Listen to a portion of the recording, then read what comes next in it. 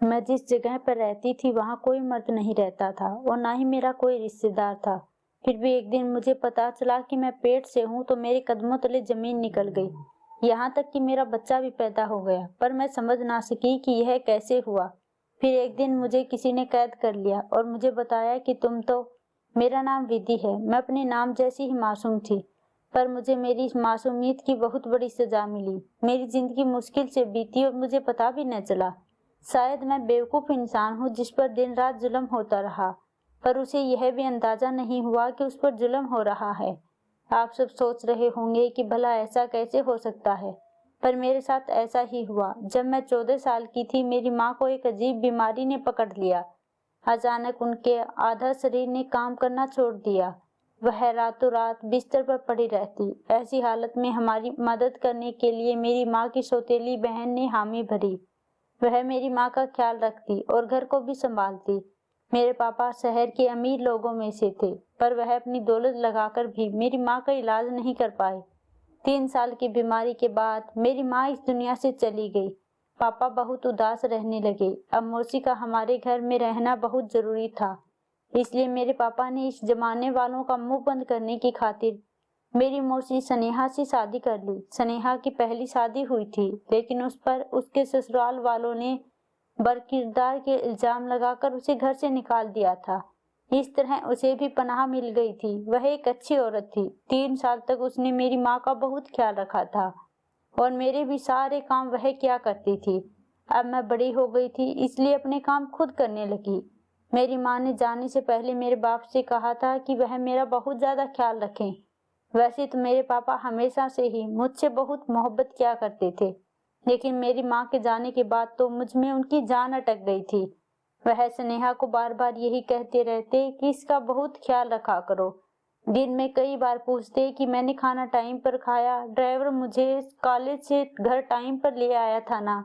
एक दिन मेरे पापा को एक जरूरी काम के सिलसिले में कुछ दिन के लिए बाहर जाना था और वह बहुत परेशान थे, और उनका स्नेहा पर भरोसा था क्योंकि उसने हमारा मुश्किल वक्त में साथ दिया, वरना हमारे रिश्तेदार भी हमें छोड़ गए थे। मेरे पापा ने बस इतना कहा कि मेरी बेटी ही मेरा सब कुछ है। यह सब जो काम कर रहा हूँ वह मेरी बेटी का है। बस मुझे और काम नहीं करना। मैं यह आखिरी काम करने जा रहा हूँ। इस काम से मुझे इतनी दौलत मिल जाएगी कि मैं बाकी की उम्र बैठकर खा सकता हूँ। फिर अपनी सारी दौलत अपनी बेटी के नाम कर दूंगा और उसकी शादी करवा दूंगा। मेरा दामाद मेरे साथ घर जमाई बनकर रहेगा। बस मैं अपनी आखिरी उम्र अपनी पत्नी की याद में गुजारना चाहता हूँ। मैंने तुम्हें पनाह दी है, यह तुम्हारा भी घर है। तुम्हें किसी चीज की कभी कोई कमी नहीं होगी। घर में आराम व सुकून से रहो। अगर तुम इस रिश्ते से आजाद होना चाहती हो तो फिर मुझे कोई समस्या नहीं है और तुम्हें भी कोई समस्या नहीं होगी, क्योंकि मैं तुम्हें दौलत और आराम दे दूंगा। लेकिन मेरे दिल में अभी भी मेरी पत्नी ही बसती है। स्नेहा ने मेरे पापा से कहा कि आप कैसी बातें कर रहे हैं। मैं तो खुशकिस्मत हूँ कि आपने मुझे अपनी पत्नी बनाया और मैं अपनी सारी जिंदगी विधि की माँ बनकर ही गुजार देना चाहती हूँ। मैंने उसकी माँ से वादा किया था कि मैं हमेशा उसका ख्याल रखूंगी। वह मेरी सगी बहन नहीं थी, लेकिन बहनों से बढ़कर थी। मैं उसे किया हुआ वादा निभाना चाहती हूँ और यही मेरी जिंदगी का मकसद है। मेरे पापा ने कहा कि मैंने जिंदगी में जरूर कोई अच्छा काम किया होगा कि तुम जैसी अच्छी औरत मुझे मिली। 6 महीनों के लिए मैं बाहर जा रहा हूँ। अपनी बेटी तुम्हारे पास अमानत रखकर उसका बहुत ख्याल रखना। मैं उसके लिए एक रिश्ता भी देख रहा हूँ और वह मेरे दोस्त का बेटा है। उसी के साथ विधि की शादी करनी है और अपनी सारी दौलत भी इन दोनों के नाम कर देनी है। जब मेरे पापा मुझे स्नेहा के साथ छोड़कर गए, उस वक्त मेरी उम्र 17 साल थी। पापा ने कहा कि वह जल्द वापस आएंगे और जिस दिन पापा इस गांव से गए उस दिन से ही स्नेहा का रवैया कुछ बदल सा गया। उसने उस रात मेरे लिए खाना नहीं बनाया। जब मैंने पूछा कि आज खाना क्यों नहीं बनाया तो उसने कहा कि मेरी तबीयत खराब है, जो भी फ्रिज में पड़ा है वह खा लो। इतना तो मैं समझ सकती थी कि चलो अगर किसी की तबीयत खराब हो तो उसको एक दिन की छुट्टी दे देनी चाहिए। जो भी पड़ा था मैंने खा लिया और सो गई। रात को मुझे अपने घर में कुछ हलचल की आवाज आई। मेरी नींद बहुत कच्ची थी। मैं जाग गई और जब मैं नीचे आई तो मैंने देखा कि स्नेहा दरवाजा बंद कर रही थी। मैंने उसे देखा तो वह थोड़ा घबरा गई। मैंने पूछा कि क्या कोई आया था? वह कहने लगी, नहीं, मैं दरवाजा बंद करना भूल गई थी, इसीलिए दरवाजा बंद करने आई थी। मैं वापस अपने कमरे में आ गई। अगले दिन मैं कॉलेज गई तो पता चला कि शहर में फैल रही किसी बीमारी की वजह से हमें स्कूल की छुट्टियां हो रही हैं। मैं खुश हो गई कि चलो अब स्कूल नहीं जाना पड़ेगा, सारा दिन घर पर ही रहेंगे। वैसे भी मेरा घर ऐसा था कि कोई भी पूरे दिन घर पर आराम से रह सकता है। घर आते ही मैंने यह बात देखी कि हमारे घर के बहुत पुराने और वफादार चौकीदार राज चाचा आज गेट पर मौजूद नहीं थे। मैंने गेट पर मौजूद दूसरे चौकीदार से पूछा कि चाचा कहाँ है, तो उसने कहा कि वह कुछ दिन की छुट्टी पर अपने गांव गए हैं। मैं हैरान हुई कि चाचा ने 20 साल में आज तक एक भी छुट्टी नहीं ली थी। यहाँ तक कि अपने बच्चों की शादी विवाह पर भी वह सुबह जाती तो रात तक वापस आ जाते थे। कुछ दिन की छुट्टी पर कैसे चले गए? लगता है कोई बहुत बड़ी बात है। फिर मैं वापस अपने घर आ गई। रात को स्नेहा ने मेरे लिए मेरी पसंद का खाना बनाया और साथ ही मुझसे सॉरी भी कहा कि कल उसने मेरे लिए खाना नहीं बनाया था। उसने कहा कि वह मेरे पापा के जाने के गम में थोड़ी परेशान थी, इसलिए उसका मूड खराब था। मैंने उससे कहा कि क्या तुम मेरे पापा से प्यार करती हो? मेरी माँ मेरे पापा से बहुत मोहब्बत किया करती थी। उसने कहा कि तुम्हारे पापा इतने अच्छे इंसान हैं कि उनसे किसी को भी मोहब्बत हो जाए।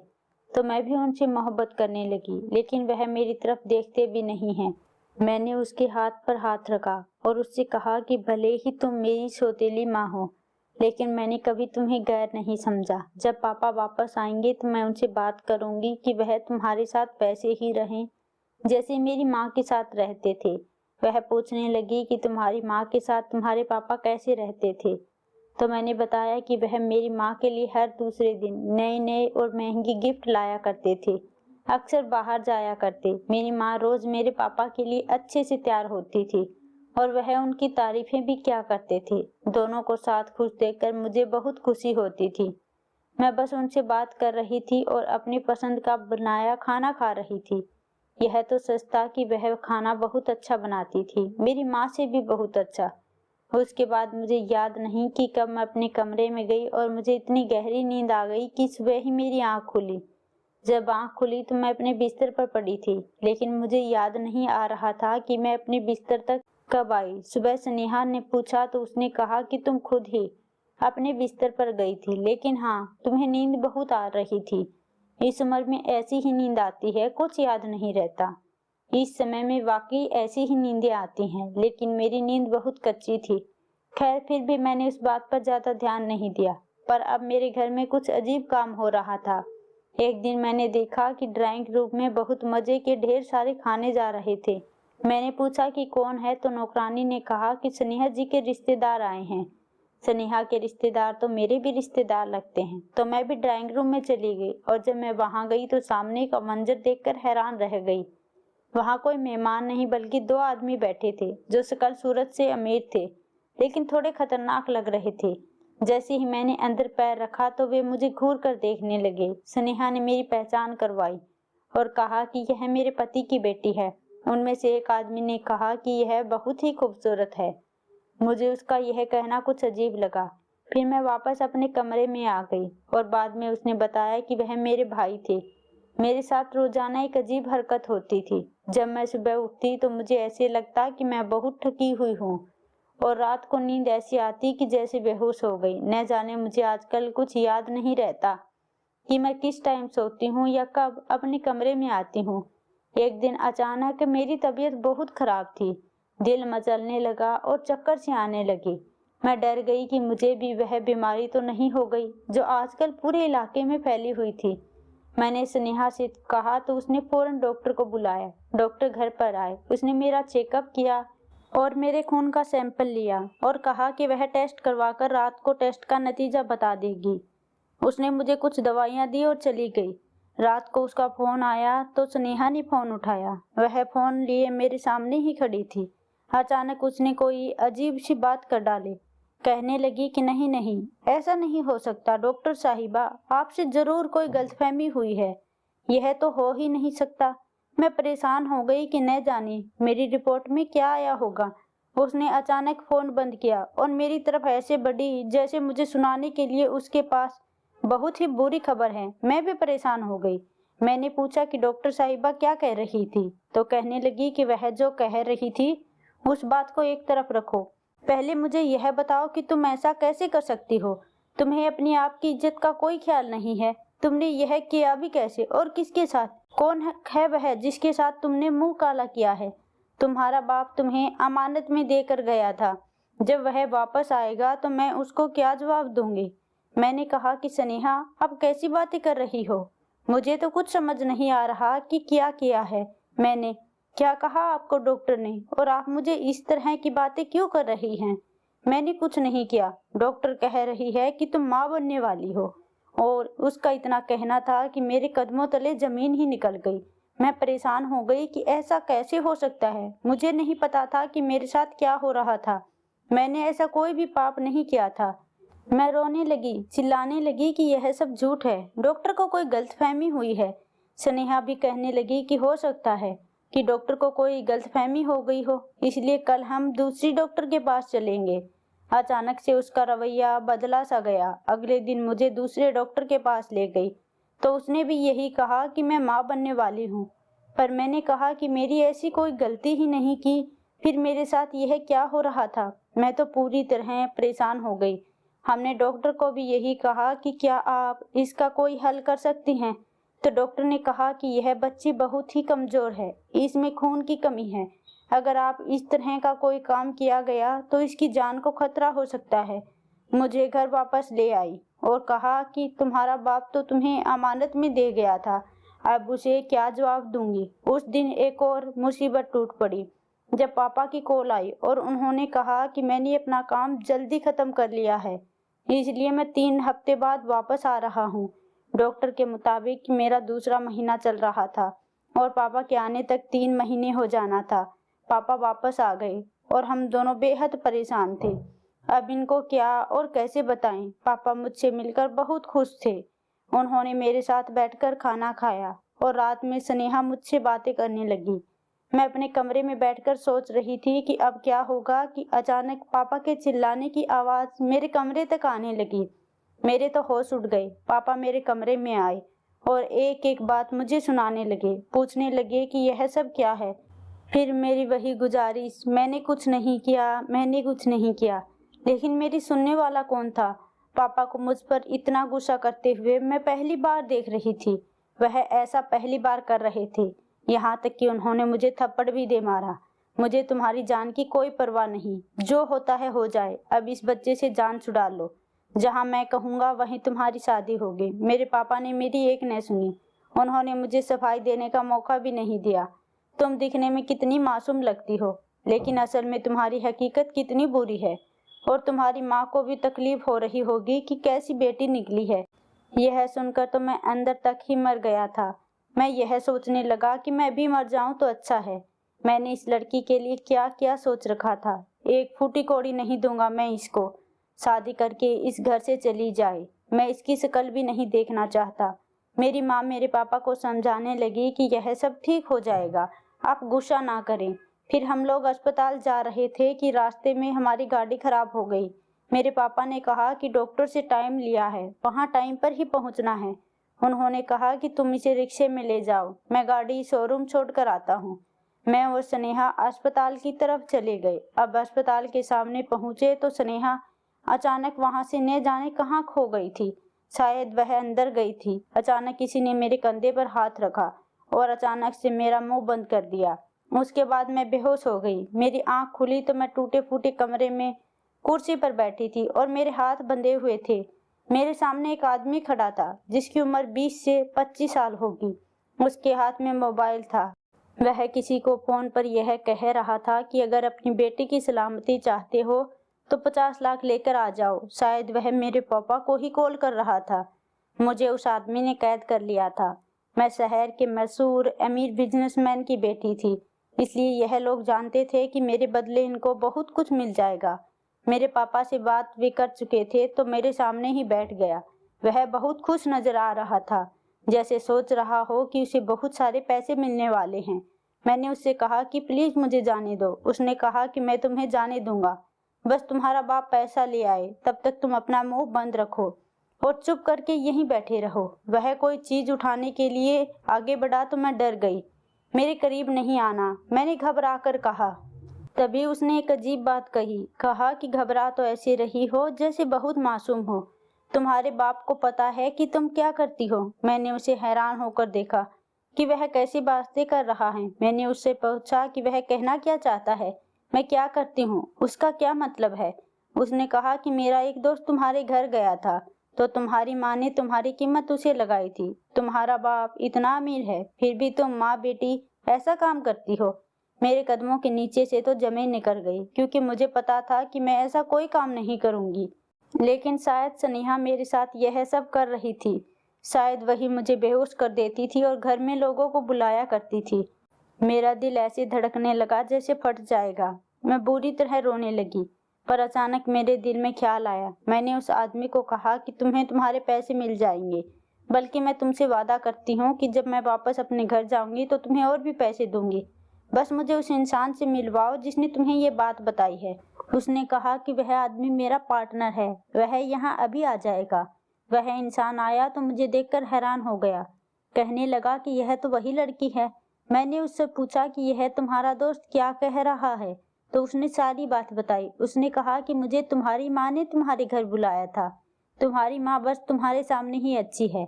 वह तुम्हारे पापा के सामने तुम्हें बदकिरदार साबित करना चाहती थी, ताकि वह अपनी सारी दौलत तुम्हारे नाम ना करे।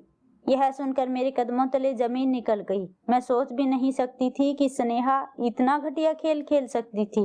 मैंने उन दोनों से कहा कि यूं तो तुम दोनों ने मुझे कैद किया है और तुम लोग अच्छे इंसान नहीं हो, लेकिन अगर तुम यह सारी बात मेरे पापा को बता दो तो मैं तुम्हें 50 लाख नहीं 80 लाख अपने पापा से लेकर दूंगी।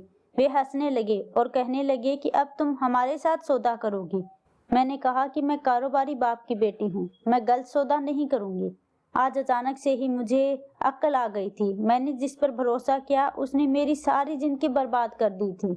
अब अगर मुझे अक्ल नहीं आती तो फिर कब आएगी? उन लोगों ने ऐसा ही किया। उनको पैसे मिल गए तो वह मुझे मेरे पापा के हवाले कर गए। अगले दिन मैंने उनको घर बुलाया और अपने पापा को भी कहा कि आपसे मिलने के लिए कुछ लोग आए हैं। मैंने अपने पापा को यह नहीं बताया कि उन लोगों ने ही मुझे अगवा किया था। वे दोनों घर आए तो मेरी माँ की शक्ल ऐसे हो गई जैसे कि मेरी माँ एक जिंदा लाश, और दोनों ने मेरे बाप को सारी बात बता दी। मेरे पापा हैरान और परेशान रह गए और स्नेहा की तरफ बढ़े। उन्होंने उसके बालों को पकड़ लिया और कहा कि मैंने अपनी बेटी को तुझे अमानत में दिया था और तुमने मेरी बेटी की इज्जत के साथ ऐसा घटिया खेल खेला, मैं तुझे जान से मार डालूंगा। वह कहने लगी कि हाँ, तो तू क्या चाहता था कि तू अपनी सारी दौलत अपनी बेटी के नाम कर देता? 3 साल तक मैंने नौकरानी की तरह तेरी पत्नी की खिदमत इसलिए नहीं की थी कि सारी दौलत अपनी बेटी के नाम करके चला जाए। उसको अपने किए पर कोई शर्मिंदगी नहीं थी, इससे पहले कि मेरे पापा उसे जान से मार देते। मैंने अपने पापा का हाथ पकड़ लिया और कहा कि आप इसको मारकर क्यों गुनहगार बन रहे हैं? इसकी यही सजा है कि इसे कानून के हवाले कर देते हैं। मेरे पापा ने ऐसा ही किया। उसने स्नेहा को कानून के हवाले कर दिए और उस पर इतने मुकदमे किए कि वह सारी जिंदगी जेल से नहीं निकल सकती थी। मैंने उन लोगों को पैसे देने का वादा किया था, लेकिन मेरे बाबा ने उन लोगों को भी कानून के हवाले कर दिया। मेरे पापा ने मुझसे माफी मांगी, मुझे गले लगाया और कहा कि कसूर तुम्हारा नहीं है बेटी, मुझे तुम्हें छोड़कर नहीं जाना चाहिए था। तुम तो मासूम थी, तुम्हें दुनिया के बारे में नहीं पता था। मुझे ऐसे किसी पर भरोसा करना नहीं चाहिए था। हमने इरादा कर लिया कि हम इस बच्चे को नहीं मारेंगे, पर किस्मत की करनी ऐसी हुई कि मेरी कोख में पलने वाला बच्चा इस दुनिया में आने से पहले ही इस दुनिया से चला गया। मैंने अपनी पढ़ाई जारी रखी और मास्टर किया। 26 की उम्र में मेरे पापा ने मेरी शादी एक बहुत अच्छे इंसान से करवाई। अब मेरा अपना घर है और मैं अपने घर में खुश रहती हूँ, लेकिन पहले की बातें कभी कभी मेरे सर पर सवार हो जाती हैं और मैं सोचने लगती हूँ कि यह दुनिया बहुत बुरी है, जहाँ बुरे लोग हैं पर कुछ अच्छे लोग भी हैं, जैसे कि मेरे पति, जिसने सब कुछ जानते हुए भी मुझे कबूल कर लिया। मैंने अपने पति को कोई धोखा नहीं दिया, लेकिन अपनी जिंदगी में होने वाले इतने बड़े हादसे के बाद अब मैं वह मासूम सी नहीं रही, बल्कि अब मैं दुनिया और जिंदगी के दांव समझ गई थी। मैं एक वकील हूँ जो अपनी जैसी लड़कियों के केस मुफ्त में लड़ती हूँ और सबको यही कहती हूँ कि अपनी बेटियों को मजबूत बनाएं।